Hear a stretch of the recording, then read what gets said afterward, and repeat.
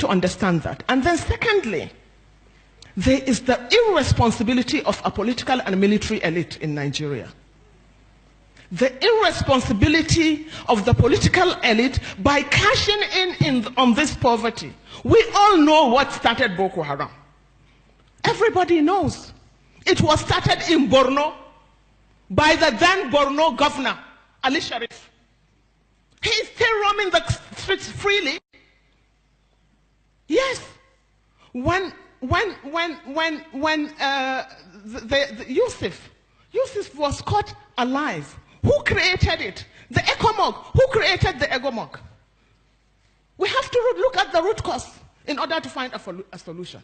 The root cause of that problem, as we know it today, is Ali Sharif. He used them for his own political machinery. He armed them as his political thirds. He even made one of them a commissioner. But they became too powerful. And they had no option but to try an elimination, which was not possible, and which we are all paying for. The military came in, and they cashed in. And they have turned the Northeast into a cash cow. Military jumbo budgets, unaccounted for. I remember Jonathan was spending 2 billion naira every day on security. But there was no security. Hundreds and thousands of our people were slaughtered. And we also know that the army, more than anything else in Borno and Yobe, have contributed and enforced this so-called terrorism. Terrorism has become a multi-billion-dollar industry. It is a multi-billion-dollar industry. It is not only national, but it is international. But let us talk of Nigeria, because that is what concerns me. We know, I have been part of a committee that investigated the atrocities of the Boko Haram. And that committee indicted the military more than anything else. There is no house in Borno that the military has not either killed or raped or plundered. There is no house in Borno. There has been committee after committee set up by the government. And the government has failed to bring these people to book. In fact, this current leadership of the military in Nigeria today are an extension of that one. And this government has failed to even acknowledge the reports of those investigations. We all know today that in this government, papers have been given, investigations have been made into the atrocities and the corruption in the military.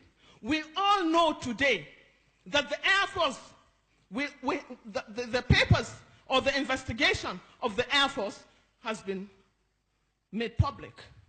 That of the Navy has been made public. But that of the army has been swept under the carpet by this government, because they are not only sustaining it, they are not only retaining those culprits, but they are still serving in various capacities in this government, as a government that is supposed to be fighting corruption more than any other place, or more than any other thing. Now, with this, we should also look at the irresponsibility of the political elite.